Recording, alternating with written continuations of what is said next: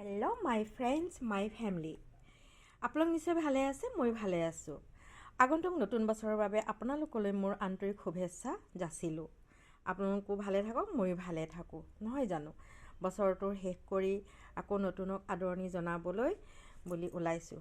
গতিকে আপোনালোক সকলোকে মোৰ শুভ কামনাৰে আজি আপোনালোকলৈ এটি নতুন ভিডিঅ' লৈ আহিছোঁ। এয়া দেখিছেনে? এয়া কিছুমানে উৰহি বুলিও কয়, চিম বুলিও কয়।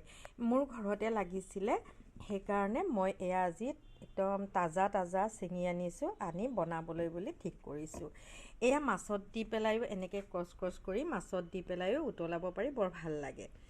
আৰু এতিয়া মই ইয়াতে কি দিম দেখাইছোঁ আপোনালোকক। উপকৰণখিনি কৈ দিছোঁ। এটা আলু লৈছোঁ, পিঁয়াজ, সৰিয়হৰ গুটি,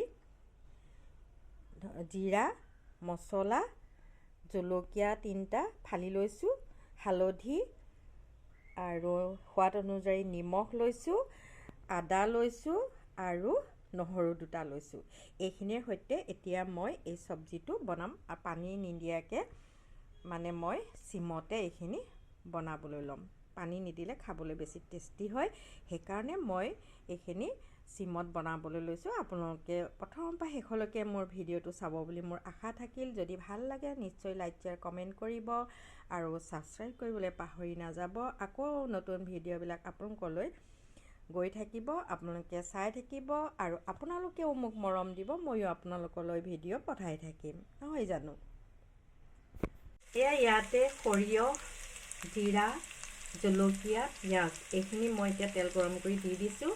এইখিনি মজাই হ'লে ইয়াতে মই কাটি থোৱা চিম, আলু এইখিনি দি দিম। আপোনালোকে চাই থাকিব। মই আলুখিনি চিমৰ নিচিনাকৈ কাটি লৈছোঁ, যাতে তাৰ লগত ধুনীয়াকৈ মিলি যায়। এনেকৈ দিলে দেখিবলৈও ভাল লাগে, খাবলৈও ভাল লাগে। দেখিছেনে? মোৰ পিঁয়াজ, সৰিয়হ, জলকীয়া, জিৰা এইখিনি ধুনীয়াকৈ হৈ গ'ল। এতিয়া মই ইয়াতে চিমখিনি আৰু আলুখিনি ঢালি দিছোঁ।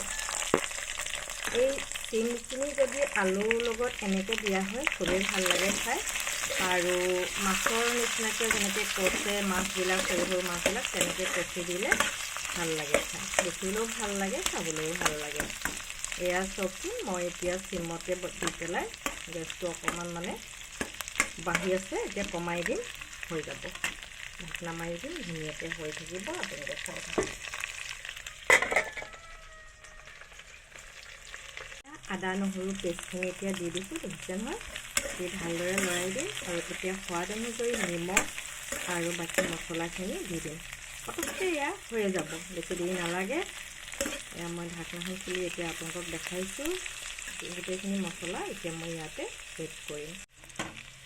এই গোটেই মছলাখিনি মই ইয়াতে এড কৰিছোঁ।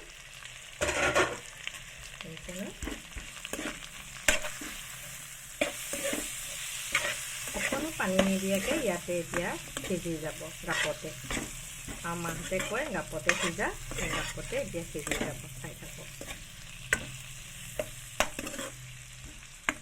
খাবলৈ কিন্তু বৰ টেষ্টি হয় আকৌ দেই। মাছত দিলে যে আৰু ভাল লাগে। পিঁয়াজ সৰহকৈ দি মাছত দিব লাগে, বহুত ভাল লাগে খাই।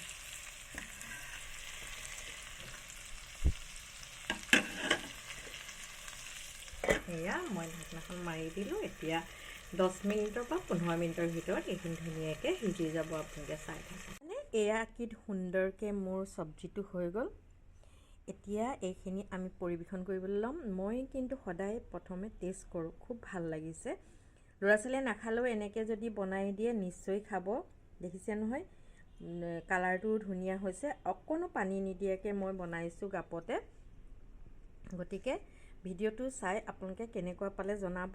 বৰ দীঘলীয়াও নহয় প্ৰচেছটো, গতিকে আপোনালোকে কমেণ্টত জনাব বুলি মই ভাবিছোঁ। আপোনালোকে জনাব হা। আজিলৈ মই ইমানতে মোৰ এই কণমানি ভিডিঅ'টো মই সমাপ্ত কৰিছোঁ। আপোনালোক ভালে থাকক, সুখত থাকক, শান্তিত থাকক। আগন্তুক নতুন বছৰ যাতে ভালকৈ সকলোৱে উদযাপন কৰিব পাৰে তাৰ কামনাৰে আজিলৈ মই ইমানতে আহিলোঁ। ধন্যবাদ।